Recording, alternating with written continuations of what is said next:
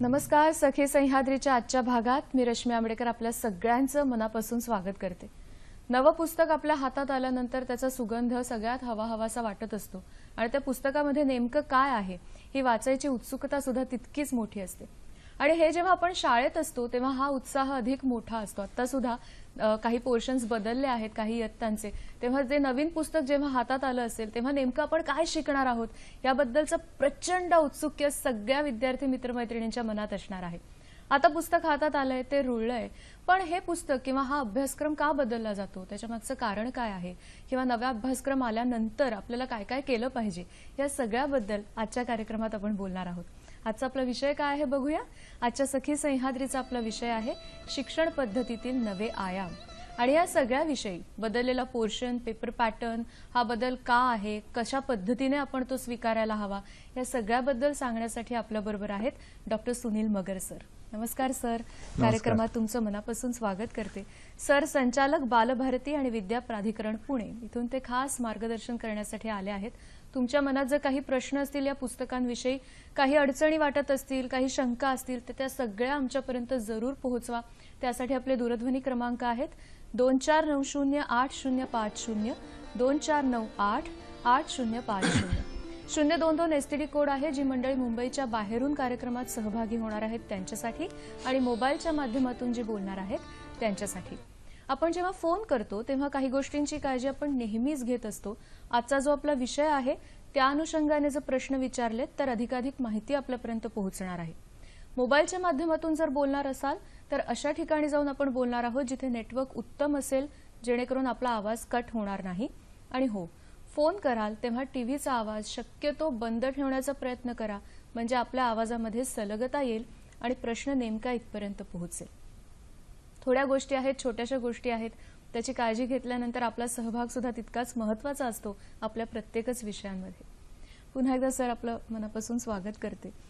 Portion बदलतो आणि मग सगळीकडे वातावरण एकदम बदलून जातं की अरे आता नेमकं काय होणार आहे, कसं असणार आहे पोर्शन, आपल्याला झेपेल का, किंवा नवीन काय असणार आहे, असे अनेक प्रश्न सगळ्यांच्या मनात असतात. मुळात अशा पद्धतीने एका ठराविक वर्षांनंतर ठराविक इयत्तांचा अभ्यासक्रम बदलणं याची गरज का वाटते, काय कारण असतं त्याच्या मागचं? त्याचं खरं कारण आहे की समाजाच्या गरजाचं प्रतिबिंब हे अभ्यासक्रम आणि पाठ्यपुस्तकात उमटणं आवश्यक आहे.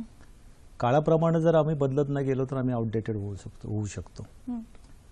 आज विशेषतः टेक्नॉलॉजीचा जमाना आहे. विशेषतः तंत्रज्ञानाचा अंतर्भाव हा मोठ्या प्रमाणात होणं आवश्यक आहे. उदाहरणार्थ गेल्या वर्षी जीएसटी नव्यानं आले, IT रिटर्न्स सगळेजण भरतात, अशा नवनवीन बाबी येत असतात. ह्या बाबी वेळच्या वेळी जर मुलांपर्यंत आणि पाठ्यपुस्तकाच्या किंवा अभ्यासक्रमाच्या माध्यमातून पोहोचवल्या तर आम्हाला खात्री आहे की ते त्याचा स्वीकार हे लवकरात लवकर ही मुलं करू शकतील, आत्मसात करू शकतील, आणि काळाप्रमाणे आम्ही राहू असा एक विश्वास हा जनतेच्या आणि मुलांच्या मनात येतो. आणि म्हणून ही पाठ्यपुस्तकं किंवा अभ्यासक्रम हा बदलला जातो. त्या बदलाचं हे जे कारण आहे हे कारण अत्यंत महत्त्वाचं आहे. जसा जसा रॅपिड जसे जसे गतीनं तो बदल समाजामध्ये होतो तसा तसा तो अभ्यासक्रमातही बदल अपेक्षित आहे. आणि हा बदल गृहीत धरूनच आपण पुढे जाणं आवश्यक असतं. जसं आपण आपल्या देशामध्ये बघतो की देशामध्ये यावर्षी जीएसटी आली, जीएसटीचा अंतर्भाव केला. काही ठिकाणी आता परवाच बातमी आली की नासानं आता सूर्यावर सुद्धा स्वारी करायचा प्रयत्न सुरू केलेला आहे. असे बदल घडत राहतात आणि घडणारे बदल जर मुलांपर्यंत पोहोचवले नाही तर पुढच्या पिढीचा नागरिक तयार होणार कसा? आणि त्याच्यासाठी हा बदल आवश्यक आहे. आणि काही काही टर्म्स मला वाटतं योग्य वयातच त्यांच्यापर्यंत जर पोहोचल्या तर त्या त्यांच्या सवयीच्या होतात आणि मग पुढे त्यांना त्या नव्या वाटत नाहीत. अगदी बरोबर, अगदी बरोबर, भविष्यामध्ये वावरत असताना. अगदी बरोबर आहे. तर या नवनवीन टर्मचा अंतर्भाव सुद्धा आम्ही अभ्यासक्रमामध्ये करतो. जीएसटी काय आहे, टेक्नॉलॉजीमध्ये आम्ही विशेषतः IT चा विषय, पूर्वी आमच्याकडे 9वी-10वीला IT विषय स्वतंत्र होता, परंतु हा IT विषय आम्ही स्वतंत्र न ठेवता यावेळेस टेक्नॉलॉजी इनेबल एज्युकेशन केलं. म्हणजे मराठीपासून ते भूगोलापर्यंतच्या सर्व विषयांमध्ये IT चा अंतर्भाव केला. आता त्या अंतर्भाव करत असताना काय केलं की उदाहरणार्थ आता अलीकडे आता कोणी दुकानामध्ये जाऊन खरेदी करत नाही, ऑनलाईन शॉपिंग करतं. मग ऑनलाईन शॉपिंग काय असतं, ती कशा पद्धतीने करावी, 9वीच्या इंग्रजी पुस्तकात आम्ही दिलं. दुसरा भाग असा की आपल्याला मेल, आता मेलचा जमाना आहे, पत्र बंद झालेले आहेत, आंतरदेशीय पत्र किंवा पोस्टकार्ड आता कोणी वापरत नाही. हो. अशा परिस्थितीमध्ये जर ते करत नसू तर अभ्यासक्रमामध्ये मित्रांना पत्र पाठवा, वडिलांना पत्र पाठवा, हा कालबाह्य झालेला भाग आहे. हो. त्याशी ईमेल क्रिएट करा, ईमेलच्या द्वारे पत्र पाठवा, अशा भागाचा अंतर्भाव करणं आवश्यक आहे. आणि तो जर आत्ताच आपण नाही केला तर साहजिकच मुलं मागं पडतील. खरं. आज टेक्नॉलॉजीमध्ये कीबोर्ड काय, कॉम्प्युटर काय, लॅपटॉप काय, हे लहान मुलांना आता शिकवायची गरज नाही. कॉम्प्युटर असेल किंवा लॅपटॉप असेल किंवा मोबाईल, हे लहान मुलांचं आजचं खेळणं झालेलं आहे. हो. पालकांच्या हातून ते मोबाईल कधी घेतील आणि कधी वापर करतील हे कळणार पण नाही. आणि ते सहजपणे त्याच्यामध्ये रंगून जातात. आणि सहजपणे रंगून गेलेलं असल्यामुळे त्याला कीबोर्ड किंवा माऊस किंवा हे शिकवायची गरज नाही, त्यातल्या अंतर्गत बाबी शिकवण्याची गरज आहे. खरं. तर आम्ही पहिल्यापासून शिकवायचा गरज गेला विचार केला तर ते मूल म्हणणार, अरे हे मला येतंय, मला का शिकवताय. जे येतंय त्याच्या पुढे जाऊन शिकवणं ही खरी गरज आहे. आणि त्याचा अंतर्भाव आम्ही अभ्यासक्रमामध्ये. ही सगळी प्रक्रिया खूप महत्वाची आणि सर नक्कीच मोठी आहे, कारण ह्या सगळ्यामध्ये मुलांची मानसिकता आली, त्यांचा वयोगट आला, कुठले धडे आपण अंतर्भूत केले तर ते मुलांपर्यंत अधिक चांगल्या प्रकारे पोहोचतील, विज्ञानामध्ये कुठली प्रकरणं असावीत, या सगळ्या प्रक्रियेबद्दल आम्हाला सांगा ना. खूप मोठ्या प्रमाणात चर्चा होत असणार, काय ठेवायचं, काय वगळायचं, कशाचा समावेश करायचा, कारण हे आमच्यापर्यंत कधी पोहोचतच नाही. खूप चांगला प्रश्न विचारला. कारण गेल्या वर्षी केंद्र शासनाने एक निर्णय घेतला की लर्निंग आउटकम, अध्ययन निष्पत्ती, प्रत्येक विषयाची अध्ययन निष्पत्ती तयार करणं आवश्यक आहे. म्हणजे पहिलीमध्ये भाषेमध्ये मुलाला काय आलं पाहिजे, गणितामध्ये काय आलं पाहिजे, आणि ते लर्निंग आउटकम केंद्र शासनाने एनसीईआरटीने निश्चित केले आणि राज्याला सांगितलं की तुम्हाला त्यात आवश्यक असेल तसा बदल करा. कारण राज्याचा इतिहास भूगोल वेगळा असतो, राज्याची गरज वेगळी असते, कारण समवर्ती सूचीतला हा विषय आणि त्याच्यामुळे राज्यानं स्वतःच्या गरजेप्रमाणे स्वतःच्या अध्ययन निष्पत्ती निश्चित केल्या आणि त्या अध्ययन निष्पत्ती आम्ही शाळांपर्यंत पोहोचवल्या. शाळांपर्यंत त्या अध्ययन निष्पत्ती पोहोचून शाळांमध्ये ते भित्तीपत्रकं लावली, पालकांपर्यंत त्यांना ते घडीपत्रिक आम्ही पोहोचवण्याचा प्रयत्न केला की पालकांना ते वाचावं की माझ्या मुलाला हे हे हे आलं पाहिजे. ते जर ते पालकांनी वाचवलं तर ते शिक्षकांना सुद्धा विचारू शकतील की हे हे हे मुलांना आलं पाहिजे. आणि मग ते शिक्षकांना विचार, हे माझ्या मुलाला काय येत नाही. ही घडीपत्रिका सुद्धा आम्ही शिक्षकांपर्यंत पालकांपर्यंत पोहोचवण्याचा प्रयत्न केलेला आहे. आणि त्याच्याही पुढे जाऊन महाराष्ट्रानं असा एक निर्णय घेतला की पाठ्यपुस्तकामध्ये त्याचा अंतर्भाव करूया. आणि लर्निंग आउटकम पहिलीपासून ते 10वी पर्यंत सर्व विषयांचे लर्निंग आउटकम आम्ही पाठ्यपुस्तकामध्ये छापलेले आहेत की पालकांना आणि विद्यार्थ्यांना सुद्धा त्याचा अभ्यास करताना मला काय आलं पाहिजे, काय अभ्यासायचं आहे हे त्याला समजावं आणि त्यानं वाचावं, याच्यासाठी पाठ्यपुस्तकामध्ये सुद्धा त्याचा अंतर्भाव केलेला आहे. थोडक्यात काय की त्याचा वयोगट जो आहे, त्याची पूर्वज्ञान जे म्हणतो त्याला, ते पूर्वज्ञानावर आधारित पुढचं ज्ञान त्यांना मिळवणं आवश्यक आहे. त्याला ज्ञानरचनावाद आम्ही असं म्हणतो. तर ते काय अपेक्षित आहे याचा विचार करूनच आम्ही ते अभ्यासक्रम निश्चित करतो आणि त्याचा अंतर्भाव आम्ही पाठ्यपुस्तकामध्ये करतो. मग पहिलीपासून 10वी पर्यंत किंवा 12वी पर्यंत पुढे पुढे जात असताना टप्पे ठरलेले आहेत, मुलांच्या विकासाचे सुद्धा टप्पे ठरलेले आहेत. त्या टप्प्यानुसार मुलांचा विकास व्हायला पाहिजे. जसं आपण म्हणतो की विमानाला टेक ऑफ करण्यासाठी योग्य अशा प्रकारच्या धावपट्टीची गरज असते, तेव्हा बेसिक मूल पहिलीला येत असताना त्याची बौद्धिक तयारी, मानसिक मशागत ही आपल्याला बालवाडीमध्ये किंवा अंगणवाड्यांमध्ये होताना दिसते. आणि मग ती मुलं पहिलीमध्ये येताना आता ते रुळलेले असतात. तुमच्या आमच्या जमान्यामध्ये शाळेत जात असताना पहिलीलाच डायरेक्ट आपल्याला घातलं गेलं. त्यावेळेची अवस्था पाहिली तर आपल्याला असं आठवतं की आपण रडत निघालेलं आहे, पालक आपल्याला घेऊन निघालेले आहेत. पण आज तशी परिस्थिती नाही, त्याचा बेस तयार झालेला आहे. आणि मग पहिलीच्या पूर्वी काय अपेक्षित आहे, पहिलीला काय अपेक्षित आहे, दुसरीला काय अपेक्षित आहे, हे स्तर ठरवले गेलेले आहे त्याच्या वयोगटानुसार आणि त्याच्या मानसिक पद्धतीनुसार, त्याच्या मानसिक वाढीनुसार त्याचे स्तर ठरवलेले आणि त्याचा अंतर्भाव आम्ही अभ्यासक्रमामध्ये आणि पाठ्यपुस्तकामध्ये करण्याचा प्रयत्न केलेला आहे. अजून एक नवीन वैशिष्ट्यपूर्ण गोष्ट ह्यावेळच्या पुस्तकांमध्ये आम्हाला बघायला मिळते ते म्हणजे QR कोड. आणि ते फारच मदतीचं असणार आहे असं आपण मगाशी जेव्हा कार्यक्रमाच्या आधी बोलत होतो तेव्हा लक्षात आलं. तर हे QR कोड वगैरे नेमकं काय आहे, त्याच्यातून काय मिळणार आहे आम्हाला नवीन? जेव्हा या पदावर येण्यापूर्वी आम्ही जेव्हा शिक्षक होतो तेव्हा अध्यापन करत असताना आम्हाला मोठमोठ्या प्रमाणात शैक्षणिक साहित्याची गरज भासायची. आणि ते शैक्षणिक साहित्य तयार करणं हे महत्प्रयासाचं काम असायचं आणि खूप कठीण पण होतं. आणि तेवढं मोठ्या प्रमाणात आपल्याला अवेलेबिलिटी पण नव्हती. अशा प्रसंगी मग आपण इमॅजिन करायचं, त्याला अध्ययन अनुभव म्हणतो, लर्निंग एक्सपिरियन्स द्यायचे. मग असं असेल तसं असेल वगैरे वगैरे. परंतु आजच्या काळामध्ये टेक्नॉलॉजीचा एवढा विकास आणि एवढा प्रचार आणि प्रसार झालेला आहे की सहजपणे ते माणसाच्या आवाक्यात आलेलं आहे. आणि मग 4 वर्षांपूर्वी आम्ही हा एक निर्णय घेतला की पुस्तकांमध्ये QR कोड छापायचा, म्हणजे क्विक रिस्पॉन्स कोड असं आपण त्याला म्हणतो. तो क्विक रिस्पॉन्स कोड छापला आम्ही पहिल्यांदा 6वीच्या पुस्तकामध्ये आम्ही तो छापला एक 4 वर्षांपूर्वी, साधारणतः 16-17 मध्ये 6वीच्या पुस्तकामध्ये छापला. आणि नंतर आम्ही त्याच्या पाठीमागे पीडीएफ पुस्तक फक्त दिलं, कारण आम्हाला एवढा कॉन्फिडन्स नव्हता. पीडीएफ पुस्तक दिल्यानंतर लोकांनी त्याचं स्वागतही केलं, पण त्याच्या पलीकडे जाऊनही जनतेची अपेक्षा होती, शिक्षकांची अपेक्षा होती, विद्यार्थ्यांची अपेक्षा होती की मला याच्या पलीकडे जाऊनही मिळालं पाहिजे. आणि त्या वर्षी ती आम्ही त्यांची अपेक्षा पूर्ण करू शकलो नाही, पण आम्हाला थोडासा अंदाज आला की लोकांना काय हवंय, जनतेला काय हवंय, विद्यार्थ्यांना काय हवंय. आणि मग त्याच्यावर आम्ही थोडासा विचार केला आणि विचार करून आम्ही एक दुसऱ्या वर्षी 17-18 मध्ये आम्ही एक मित्रा नावाचा ॲप तयार केला. त्याला Maharashtra in service teacher resource application असं म्हणतो. तो मित्रा ॲप आम्ही केला आणि त्या मित्रा ॲपवर आमचे टेक सेव्ही शिक्षक, एवढे तयारीचे शिक्षक आहेत आमच्याकडे, खूप मोठ्या प्रमाणात आहेत.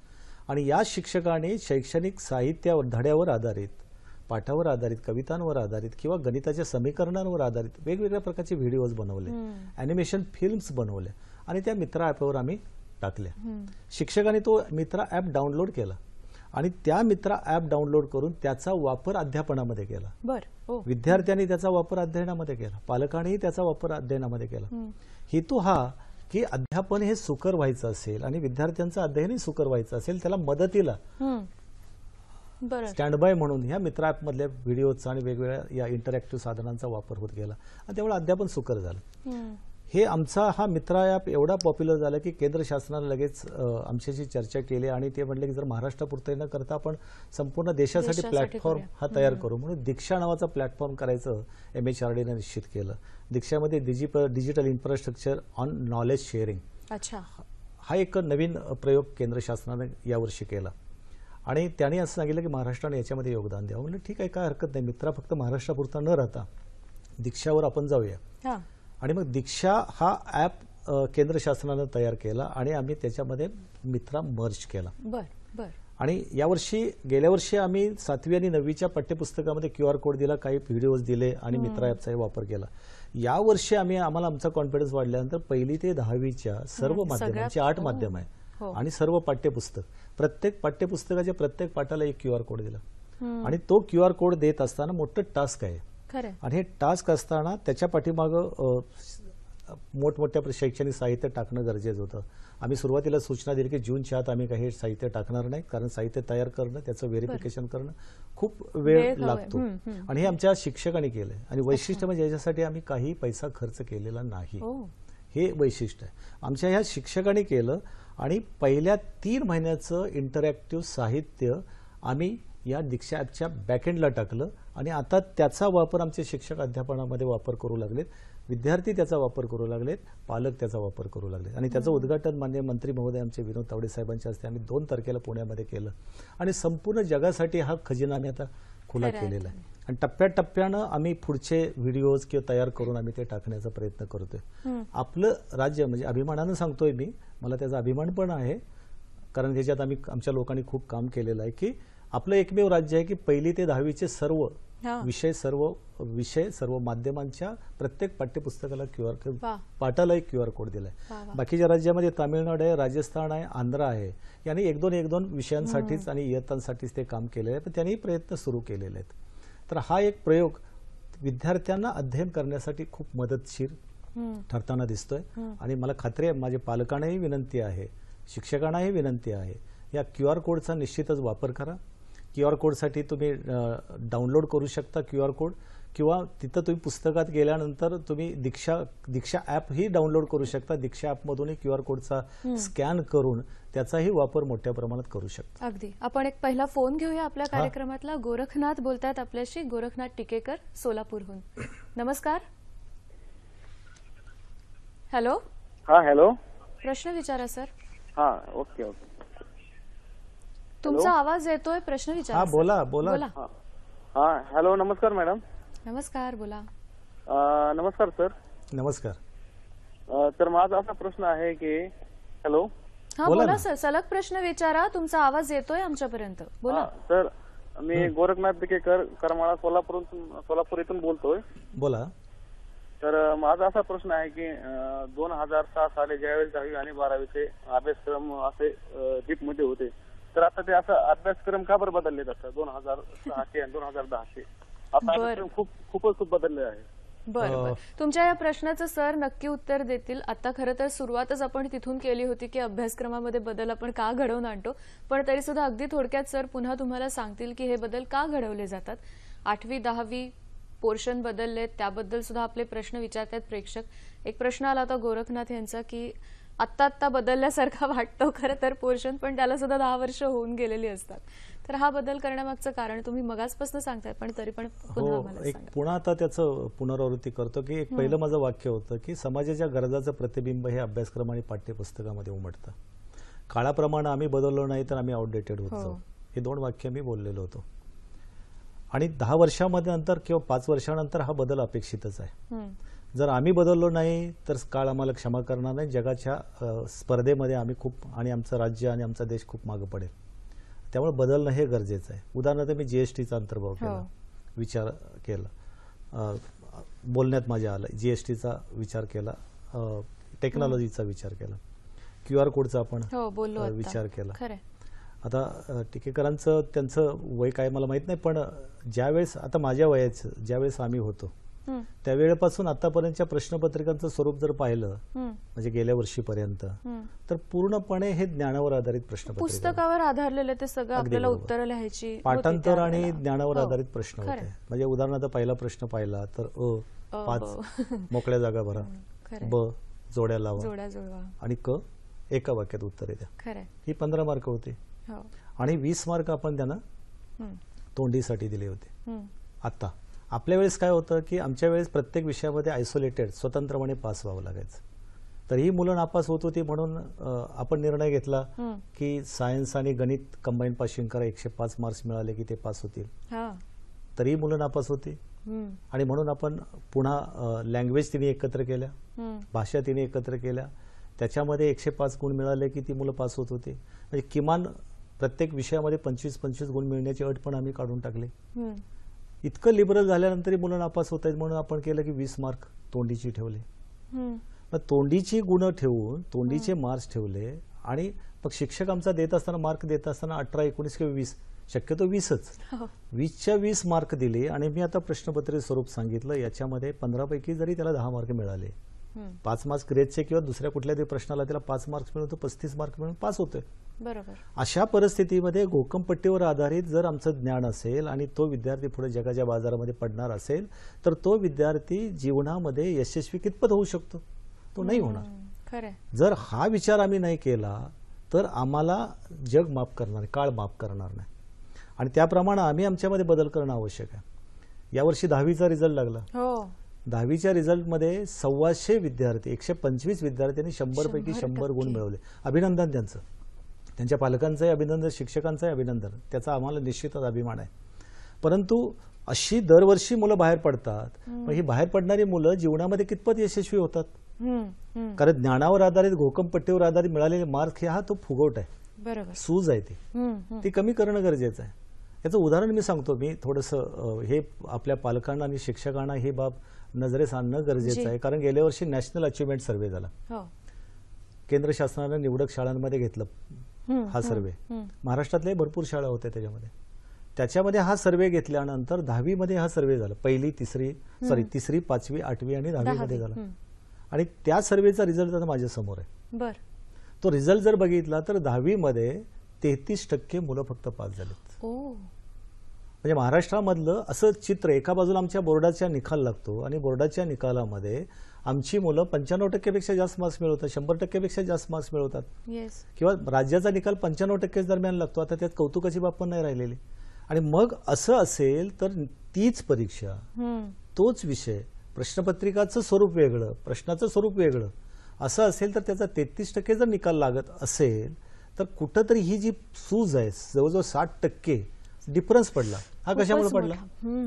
हा विचार करण्याची खऱ्या अर्थानं गरज आलेली आहे आणि याचा विचार करूनच हा अभ्यासक्रम बदललेला आहे. आणि बदलण्याची ही काळाची गरज होती आणि त्याप्रमाणेच हा विचार करून हा आम्ही अभ्यासक्रम बदललेला आहे. सर, आपण पुढे जातोच आहोत, पण आता तुम्ही जो मुद्दा मांडलात की नेमक्या त्या संकल्पना समजणं आपल्याला फार गरजेचं असतं जेव्हा आपण कुठलाही अभ्यास करत असतो. पाठ करून त्या संकल्पना आपल्या मनात येत नाहीत.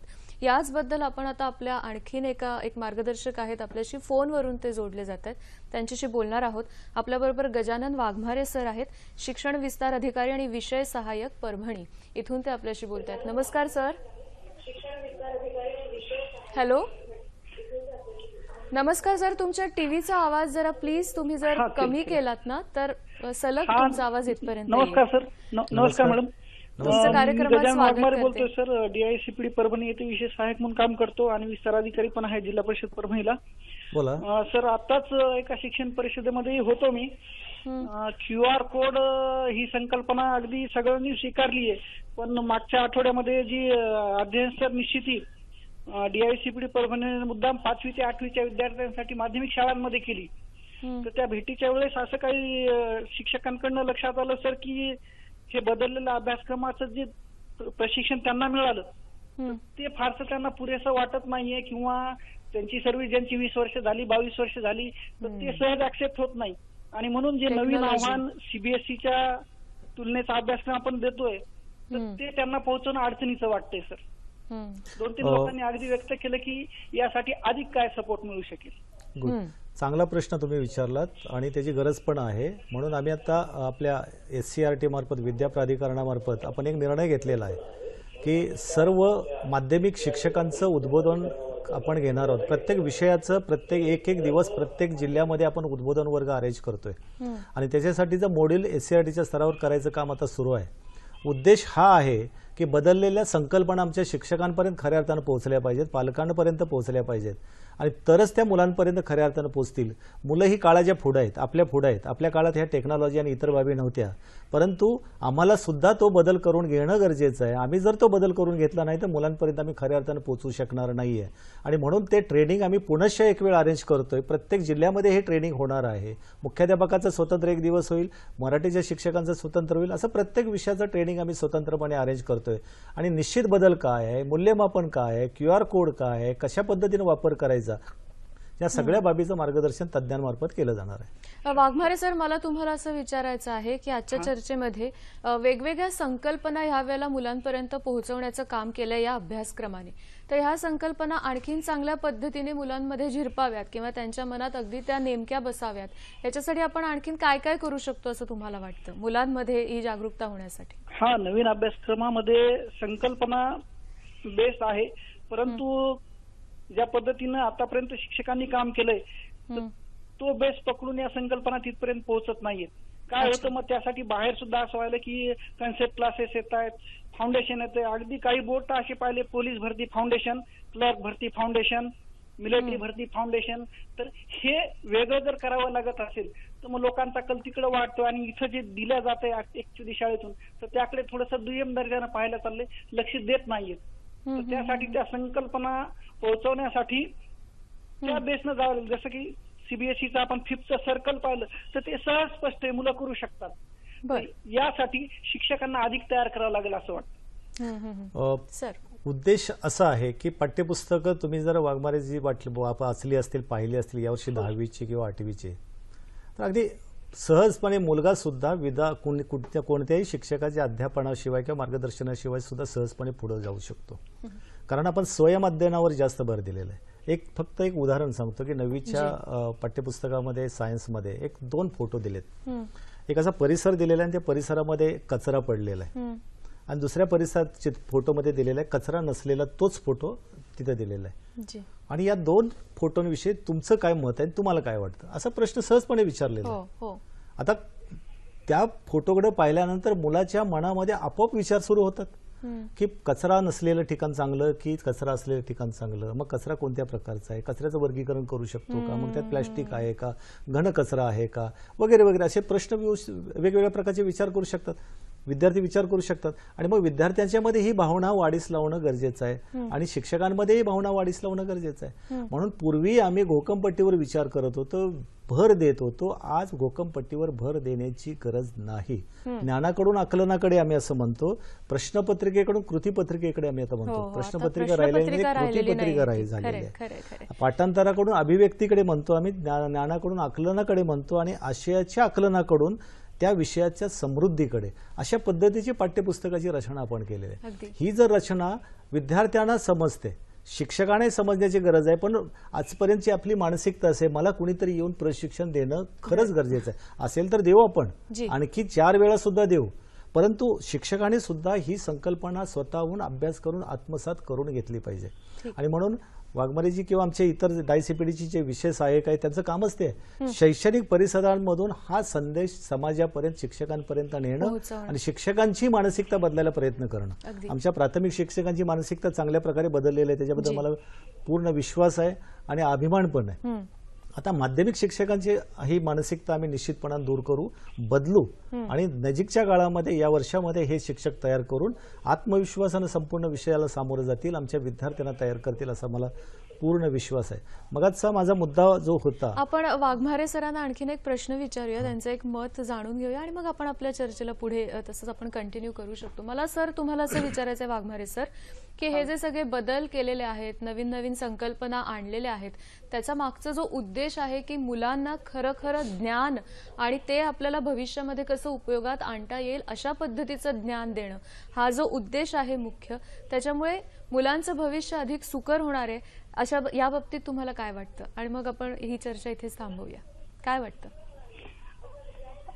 अगदी मॅडम, जे बदल झालेले आहेत ते खरंच सरांनी सांगितल्यानुसार मुलांना सहजतेनं शिकता येईल. अध्यापन अध्ययन नव्हे तर आता अध्ययन अध्यापन असा कन्सेप्ट आपण वापरतोय आणि त्या दृष्टीनं शिक्षकांनी फक्त एक सुलभकाची भूमिका करून हे मुलांना पुढे न्यायचं आहे आणि त्या दृष्टीनं त्यांच्या ज्या बेसिक कन्सेप्ट आहेत त्यासाठी नवीन अभ्यासक्रम तो कसा राबवायचा, त्यासाठी असलेली तंत्रज्ञानाची जोड ही सहाय्यक ठरणार आहे आणि महाराष्ट्रातलं मूल सुद्धा जगाच्या पाठीवर केव्हाही स्पर्धा करण्यासाठी अगदी तयार असणार आहे. क्या बात आहे. धन्यवाद आमच्याशी फोनवरून बोलल्याबद्दल. सर मला असं विचारायचं आहे की पेपर पॅटर्न आताचं जर आपण बघितलं किंवा कृतीपत्रिका आपण बघूया, पाठाच्या खाली दिलेली असते, त्याच्यामध्ये ना नेमकं तुम्हाला उत्तर देण्यावर भर दिलेला आहे. हा पण एक खूप मोठा बदल आहे. पूर्वी कशी सविस्तर उत्तरं आम्ही लिहायचो, पण आता मात्र चौकट पूर्ण करा, थेट लिहा, 4 मुद्दे लिहा, 4च मुद्दे लिहा, अशा पद्धतीचा हा बदल. ह्याच्यातून काय साध्य होतंय आणि पेपर पॅटर्न पण तुम्ही त्या अनुषंगाने सांगा. पूर्वी कसं असायचं की ज्ञानावर आधारित प्रश्न असायचे. महाराष्ट्राची राजधानी कोणती, ज्ञानावर आधारित प्रश्न आहे, तो त्याच्यासाठी घोकंपट्टी केले की ते त्या प्रश्नाचं उत्तर मिळायचं. पण अचूक बदल आपल्याला अपेक्षित असा आहे की नुसतं ज्ञान नाही, त्याचं आकलन झालं पाहिजे, त्याचा प्रत्यक्ष व्यवहारात वापर करता आला पाहिजे, उपयोजन झालं पाहिजे. आणि मग हे कशामुळे येतं, तुमची तार्किक विचारशक्ती जर वाढ झाली त्याच्यामध्ये तर त्याच्यामुळे खऱ्या अर्थाने येतं. आणि पुस्तक तेच शिकवतं की तुम्हाला प्रत्येक बाबतीमध्ये विचार स्वतःचा करता आला पाहिजे, स्वतःचं मत अभिव्यक्त करता आलं पाहिजे. माणसाचा कॉन्फिडन्स कधी वाढतो की जेव्हा मला येतंय, मला समजलंय आणि मी माझ्या भाषेमध्ये मांडू शकतो, तेव्हा त्याचा कॉन्फिडन्स वाढतो.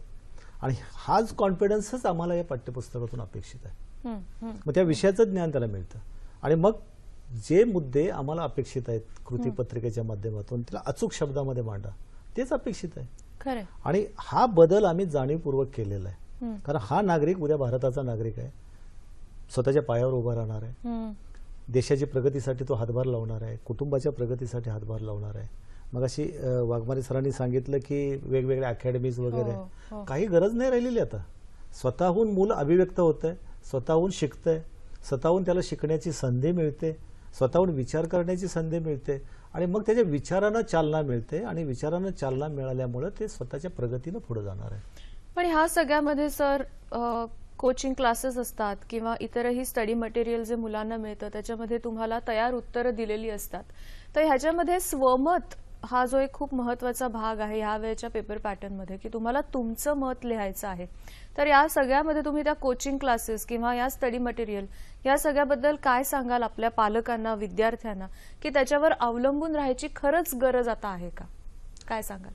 माझं वैयक्तिक मत म्हणाल आणि डायरेक्टर म्हणूनही मत म्हणाल तर दोन्ही मतं एकच आहेत की काहीही गरज नाही. कारण आमच्या पुस्तकातच एवढं भरभरून दिलेलं आहे, विचाराला त्याला चालना दिलेली आहे आणि पुन्हा QR कोडला मध्ये एक आणखी साहित्य आहे. खरंय. त्याच्यापेक्षा आणखी हवं असेल तर आज इंटरनेटची सुविधा आपल्याला उपलब्ध आहे आणि त्या सुविधेच्या माध्यमातून जास्तीत जास्त ज्ञान आपण मिळवू शकतो. प्रत्येक बाब स्पष्ट करण्यासाठी पुस्तकामध्ये क्ल्यू दिलेले आहेत, त्याचा वापर करायचा. काही गरज नाही क्लास लावण्याची किंवा स्टडी मटेरियल विकत घेण्याची, काहीही गरज राहिलेली नाही. शिक्षकांनी सुद्धा स्वतः अभिव्यक्त व्हायला पाहिजे. विद्यार्थ्यांपर्यंत जे आम्हाला अपेक्षित आहे त्या पाठ्यपुस्तकातून ते पोहोचवण्याचा प्रयत्न केला पाहिजे. आणि आम्हाला खात्री आहे की जर खऱ्या अर्थानं शिक्षकांनी या पाठ्यपुस्तकाचा वापर केला, विद्यार्थ्यांच्यामध्ये ही विचार करण्याची शक्ती जर वृद्धिंगत केली तर मुलं आपली कुठेही कमी पडणार नाहीत, मागं पडणार नाहीत. मार्कांचा बाऊ पालकांनी करू नये, शिक्षकांनी करू नये आणि विद्यार्थ्यांनी करू नये. जे मिळालं ते माझं आहे, जे मिळालं ते माझं आहे आणि ते मिळालंय ते खरं माझं आहे. मला अभिव्यक्त होऊन मिळालेलं आहे, त्याच्यात समाधान मानावं. पूर्वीच्या काळी असे 70-80% फार फार तर एखादा मुलगा 80% मार्क मिळाले म्हणजे तो खूप चांगला हुशार असं आपण समजायचो. कारण तिथं थोडीफार त्याला संधी होती स्वतःला अभिव्यक्त होण्याची, ती आज जास्त प्रमाणात आपण उपलब्ध करून दिलेली आहे. मला एक परवा एका व्यक्तीने प्रश्न विचारला की सर पुढल्या वर्षी 10वीचा रिझल्ट कमी लागणार. म्हणलं नाही लागणार. म्हणलं का लागणार? 20 मार्क तुम्ही कमी केले तोंडीचे, म्हणजे याचा अर्थ तोंडीचे 20 मार्क आमचे शिक्षक देतात हे त्यांनी कबूल केलं, इनडायरेक्टली कबूल केलं. मी म्हटलं ते कमी जरी झाले ते विद्यार्थ्यांचा निकाल कमी लागायचं कारण नाही, फुकोटा कमी होईल एवढंच होईल. जसं मी सांगितलं की नासमध्ये नॅशनल अचिव्हमेंट सर्व्हेमध्ये आमच्या विद्यार्थ्यांना 34% पर्यंतच मार्क्स मिळालेत आणि SSC बोर्डाच्या परीक्षेमध्ये 96% पर्यंत मार्क मिळाले. हा जवळजवळ 60-65% डिफरन्स आहे. तो तिथंच 20% मार्क कमी होणार आहेत. पण मुलांनी जर अभिव्यक्त होऊन स्वतःहून चांगल्या पद्धतीने केलं तर कॉपअप करू शकतात, 96% पर्यंत सुद्धा जाऊ शकतात. त्यासाठी वेगळ्या मार्गदर्शनाची गरज नाहीये. तेवढा कॉन्फिडन्स आमच्या विद्यार्थ्यांमध्ये येऊ शकतो. पण पालकांनी सुद्धा विद्यार्थ्यांच्यावर कुठलेही अवास्तव बर्डन ठेवू नये. मला माझ्या मुलाला एवढी मार्क मिळाली पाहिजेत एवढं असं काहीही करू नका. जे मिळेल ते त्याचं आहे आणि त्याला फक्त अभिव्यक्त होण्याची संधी द्या, अभ्यास करण्याची संधी द्या. आणि त्याच्याही मी पुढे असं जाऊन म्हणेन की फक्त पुस्तकच नव्हे, अभ्यासच नव्हे, खेळ असू द्या, अवांतर वाचन असू द्या, खेळाच्या माध्यमातूनही त्याचा शारीरिक विकास होतो, बौद्धिक विकास होतो. हे संशोधनांनी सिद्ध झालेलं आहे. बरोबर. त्यामुळे त्याचाही वापर पालकांनी विचार करणं गरजेचं आहे. आपण आणखीन याबद्दल बोलणार आहोत की पालकांची भूमिका नेमकी कशी असली पाहिजे आणि ही जी टक्क्यांची स्पर्धा गेल्या काही वर्षांमध्ये वाढली आहे त्याबद्दल सुद्धा सरांकडून आपण जाणून घेणार आहोतच. पण एक फोन आहे कर्नाटकहून. शिवानंद वसेदार आपल्याशी बोलतात. नमस्कार शिवानंद, बोला. नमस्कार मॅडम, मी शिवानंद वसेदार बोलतोय. मी बोला. माझा प्रश्न असा आहे की आता काही वेळा काय होतं की शाळा वगैरे सुरू होतात, शाळा सुरू झाल्यानंतर काही बदल वगैरे आजपणे होतात. समजा उदाहरण सांगायचं म्हणजे आता पुस्तक वगैरे बदल होतात किंवा शिक्षक वगैरे बदल होतात, तर काही शिक्षण याच्यामध्ये बदल होतात. पण ते बदल झाल्यामुळे त्या शिक्षक लोकांना सुद्धा काही प्रॉब्लेम होऊ शकतो काय? समजा एखादं पुस्तक वगैरे चेंजेस झालं तर त्यांना म्हणजे शिक्षक लोकांना सुद्धा तुम्ही सांगू शकता का अगोदर की असं जर बदल होणार आहे आणि आता ह्याप्रमाणे असं शिक्षण शिकवायला पाहिजे मुलांना वगैरे, म्हणजे असं मार्गदर्शन वगैरे त्यांना शिक्षक लोकांना तुम्ही प्रथम करता काय, असं म्हणजे मनामध्ये शंका निर्माण झाली. बरोबर. बरं, धन्यवाद तुमच्या प्रश्नाबद्दल. अर्थात शिक्षकांना माहित असतं बदल होणार आहेत वगैरे. सर काय सांगाल तुम्ही? मला त्यांना असं सांगायचं की समजा 2018 जूनला ही पुस्तकं आमची 3 इयत्तांची बदलणार होती म्हणून आम्ही त्याचं डिक्लेरेशन गेल्या वर्षीच केलेलं होतं, 1 वर्ष अगोदर केलेलं होतं. पुढल्या वर्षी आमची 11वी आणि 2रीची पाठ्यपुस्तक बदलणार आहे, त्याचं काम आमचं आता सुरू झालेलं, आम्ही ते डिक्लेअर पण केलेलं आहे. आणि आमची 10वीची पुस्तकं आम्ही एप्रिलमध्ये बाजारात आणले. हे पालकांना असं वाटतं, पॅनिक होतात की सुट्टीमध्ये मुलांचा अभ्यास झाला पाहिजे, शाळा अतिरिक्त क्लास घेतात त्यांना ती तयारीला पाहिजे. आम्ही समाजाची गरज पूर्ण केली. त्याच्या पुढे जाऊन शिक्षकांचं प्रशिक्षण सुद्धा आम्ही एप्रिलमध्ये केलं, सुट्टीपूर्वी पूर्ण केलं आणि प्रत्येक विषयाच्या शिक्षकांचं प्रशिक्षण केलं. तुमचा प्रश्नपत्रिकेचा पॅटर्न काय राहणार आहे, नवीन बदल आपण आता जी चर्चा करतोय तो काय आहे, तो कशा पद्धतीने विद्यार्थ्यांपर्यंत पोहोचवावं याचं प्रशिक्षण दिलेलं आहे. आता याच्याही पुढे प्रशिक्षणाची गरज आपण मगाशी ऐकली की आणि ती प्रशिक्षणाची गरज आहे आपण पूर्ण करू. जेवढी जेवढी गरज आम्हाला शिक्षक व्यक्त करतात ती गरज आपण पूर्ण करण्याचा निश्चितपणाने प्रयत्न करू. पालकांच्या बद्दल मला सर तुम्हाला असं विचारायचं आहे की टक्क्यांची स्पर्धा म्हणजे आज खऱ्या अर्थाने जे पालक आहेत ते जेव्हा 10वी झाले होते त्यातल्या काहींनाच 90% पुढे मार्क्स मिळायचे, म्हणजे त्यावेळेची परिस्थिती अशी होती. पण आता मात्र परिस्थिती अशी आहे की प्रत्येकच मुलाला 90% पुढे मार्क्स मिळाले पाहिजेत. म्हणजे त्याचं स्वतःचं ज्ञान ग्रहण करण्याची क्षमता असो नसो, माझा मुलगा किंवा मुलगी 90% पुढे गेलीच पाहिजे. ही जी टक्क्याची स्पर्धा आहे ती जाऊन आपला मुलगा खऱ्या अर्थाने प्रगल्भ होणार आहे, हा सगळा प्रयत्न ह्याचा आहे. आणि मग पालकांनी ह्याच्यामध्ये कशा पद्धतीने काय काय केलं पाहिजे जेणेकरून ते सुद्धा ही सगळी नवीन भूमिका स्वीकारू शकतात अत्यंत चांगल्या पद्धतीने, काय सांगाल? नाही, खूपच चांगला विचार तुम्ही मांडलात. याचं कारण असं आहे की आम्ही फक्त मार्कांच्या पाठीमागे धावतोय आणि त्याच्यासाठी त्या विद्यार्थ्याला आम्ही वेट बिगार म्हणून त्याच्यावर आम्ही प्रेशर वेटीज धरतोय आणि प्रेशर त्यांच्यावर डालतोय. हे चुकीचं आहे. पालकांनी याच्या मागे खरंच लागू नये. इथून पुढच्या 10वीला माझ्या मुलाला 95-96% मार्क्स मिळाले, माझा स्टेटस वाढला असं पालकांना वाटतं. त्या मुलाच्या बिचाराचा जीव किती गेला ह्याचा नाही विचार करत, त्याला किती त्रास झाला याचा विचार करत नाही. त्यालाही थोडंसं आत्मिक समाधान मिळतं, पण त्याला असा मनात प्रश्न निर्माण होतो, अरे मला मिळालेले मार्क खरे आहेत का? कारण मला जे अभिव्यक्त होऊन मला मिळायला पाहिजे, मला कॉन्फिडन्स पाहिजे ही माझी मिळालेली मार्क मला खऱ्या अर्थाने मिळालेले आहेत आणि मी पुढे जीवनामध्ये याच्या मार्काच्या आधारे मी पुढे जाऊ शकतो. हा आत्मविश्वास त्याच्याकडे असतो का? तो असत नाही. याचं कारण असं की मी मगाशी तुम्हाला पुन्हा येता येतो की नॅशनल अचिव्हमेंट सर्व्हेमध्ये मग आमचा रिझल्ट का दिसत नाही? त्याच्याही पुढे मी जाऊन असं म्हणेन की नॅशनल अचिव्हमेंट सर्व्हेमध्ये 10वीच्या पुस्तकांमध्ये 10वीच्या प्रश्नपत्रिकेमध्ये 75% पेक्षा जास्त मार्क्स मिळवणारे विद्यार्थी किती आहेत? आश्चर्य वाटेल, 0.5%. म्हणजे महाराष्ट्रामध्ये एवढं मोठ्या प्रमाणात कॅलिबर कमी आहे का? म्हणजे गेल्या वर्षीपर्यंतच्या आमच्या प्रश्नपत्रिकेच्या स्वरूपांमध्ये साधारणतः 0.5च्या दरम्यान आमचे मुलांनी 75% पेक्षा जास्त मार्क मिळवले. पण याचा जर विचार केला तर इकडे आमचे 125 विद्यार्थी 100पैकी 100 मार्क्स पडतात, इकडे आमच्या विद्यार्थ्यांना 95% पर्यंत मार्क्स पडतात. मग हा डिफरन्स का पडतो? मग स्पर्धेमध्ये पुढे नीट किंवा जेईला आमची मुलं का बसत नाहीत? याचं कारण इथं दडलं होतं की आमच्या प्रश्नपत्रिकेचं स्वरूप आणि पाठ्यपुस्तकाचं स्वरूप हे कालबाह्य झालेलं होतं आणि ते खऱ्या अर्थानं बदलण्याची गरज होती आणि तो विचार ठेवून आम्ही पाठ्यपुस्तकं खऱ्या अर्थानं बदललेली आहेत. पालकांनी असं केलं तर की समजा आता त्यांना ते कोचिंग क्लासेसना घालतात, त्यांचं सुद्धा बरोबर येते, त्यांच्या परीने त्यांच्या मुलाला चांगलं मिळेल हेच करत असतात. पण अशा वेळेला जर त्यांनी आपल्या मुलाचं पुस्तक नेमकं कसं आहे किंवा तो काय शिकणार आहे यावर्षी याबद्दलची जरा उत्सुकता दाखवली, इंटरेस्ट दाखवला, मुलाबरोबर बसून ते वाचलं, तर ह्याने एक खेळीमेळीचं वातावरण तयार होऊन अधिक चांगल्या प्रकारे ते पुढे जाऊ शकेल असं वाटतं तुम्हाला सर? संवाद महत्वाचा वाटतो. निश्चितच, आणि मी त्याचं स्वागत करेन.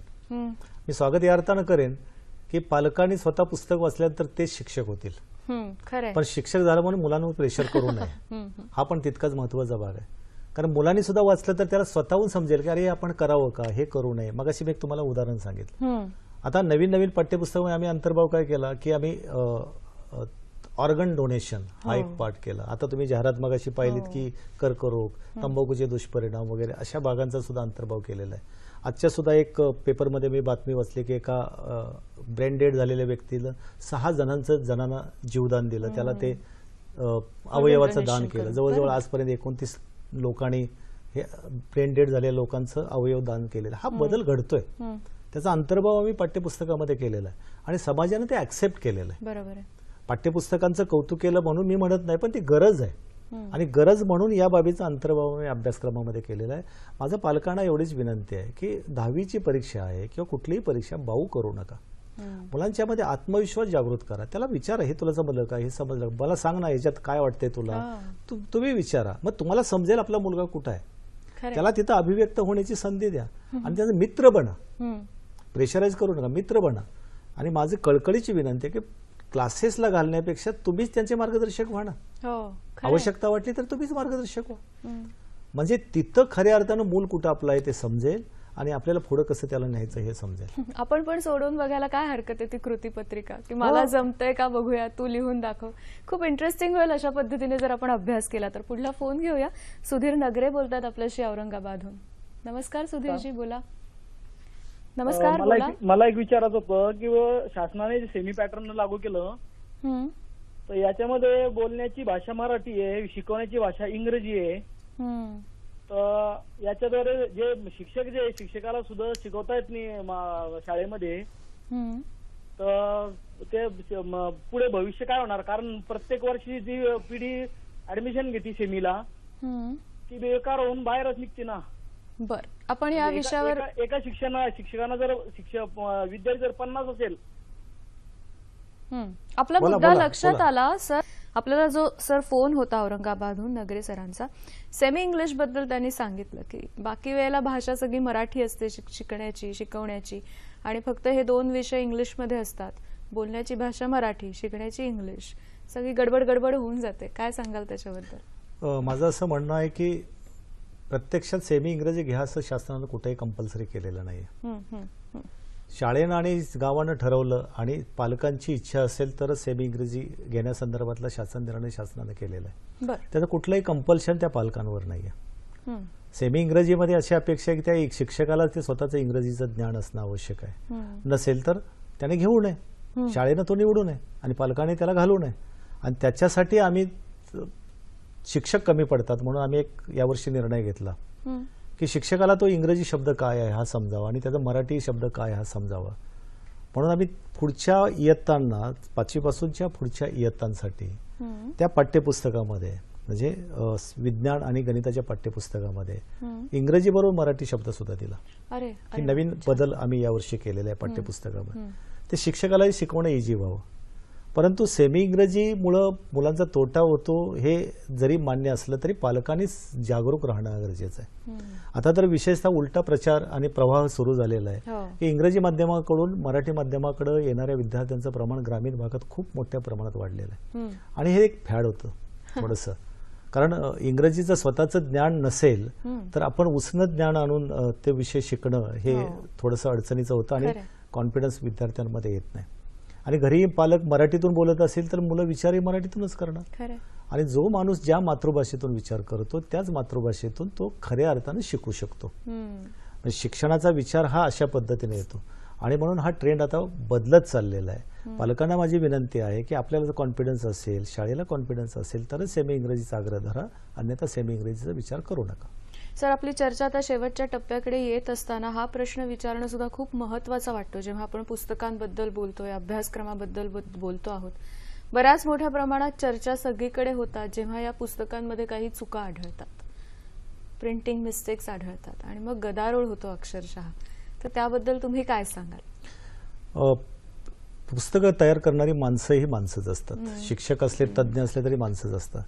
कदाचित काही चुका या राहून जातात आणि त्या चुका ज्या राहतात त्या चुका शिक्षक, विद्यार्थी, पालक किंवा परीक्षणामध्ये आमच्या निदर्शनास येतात आणि त्या आल्याबरोबर आम्ही लगेच त्या रेक्टिफाय करतो आणि त्या आम्ही आमच्या नेटवर टाकतो. शिक्षकांपर्यंत आम्ही त्या परिपत्रकाच्या माध्यमातून पोहोचवतो की जेणेकरून पाठ्यपुस्तकातील ही चूक अशी आहे ती अशा पद्धतीनं वाचा आणि त्या पद्धतीनं अध्यापन करा.